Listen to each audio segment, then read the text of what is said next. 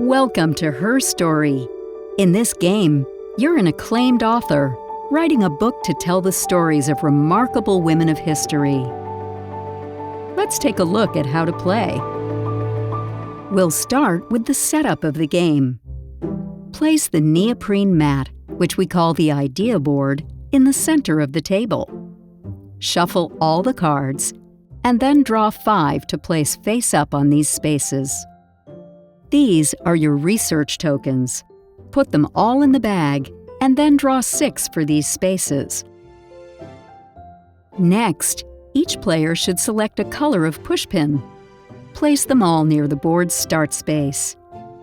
Finally, players should take a matching playing desk, along with a player aid card and a library card. Just 2 quick things to note. First, all numbers inside the circles, like here and here, indicate victory points. Also, we recommend younger players and anyone else who may struggle to read text upside down to take a place at the table so that all the chapter cards are face up for them. That's it! Now you're ready to play! HerStory is played in rounds. Each player will take 1 turn per round, starting with the person who last finished reading a book. Then, you'll go clockwise. With each turn, you'll take 1 of 3 actions.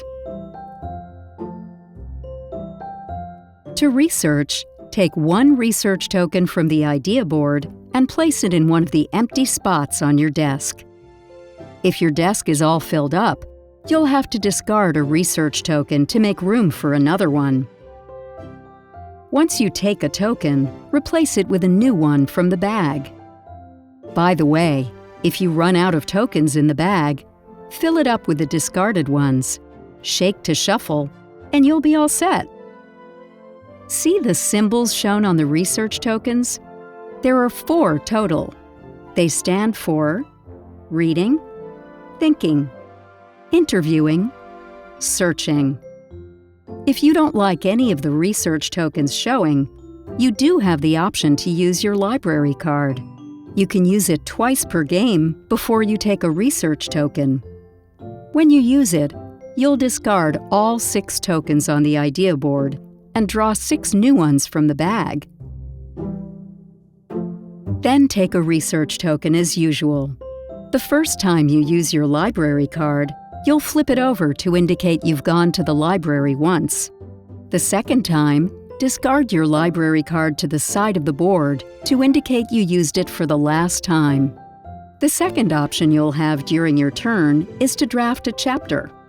You may only do this if at least one of your 2 draft areas is empty. If so, you may take a chapter card from the idea board and move it to an empty draft spot. You'll earn 2 points for drafting a chapter, and you can take those points right away. Drafting is a way for you to reserve a chapter card. Your third option during your turn is to complete a chapter. You can do this from either the idea board or from your drafts area. The research symbols along the side of the card will tell you the requirements for completing the chapter. To complete a chapter, you must discard 1 or more research tokens from your desk that match the requirements. Discard the tokens in a pile next to the idea board. If you're able to discard the exact symbols required and no others, you'll score 3 additional points. You can take those right away. You don't have to be exact. It's okay to discard extra symbols. You just can't discard tokens with none of the required symbols. Here's an example. To complete this chapter, you'll need to discard 3 pinks and 3 yellows. You could use these tokens from your desk to do this. After you discard the research tokens for the chapter, move it into the lowest empty space in your book. Now you may have noticed that some of the chapter cards have powers listed along the bottom. Let's take a look at those. There are 2 kinds of powers. The first is symbol powers, which consists of 1 or 2 research symbols. When you have a card like this, it acts as a permanent research token, which you can choose to use to complete future chapters. When a card has 2 research symbols on it, you must use both or neither. You may not use only one of them. And then there are text powers, like these.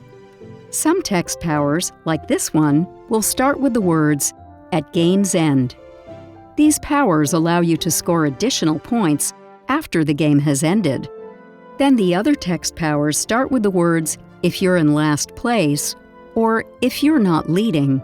In both of these cases, you may not use these when you're tied for last or tied for leading. You can use the powers in your hand again and again. However, you can't use the power on the same turn that you add the chapter to your book. It's only for future turns. As you create more chapters, be sure to stack your cards like this so you can always clearly see your options.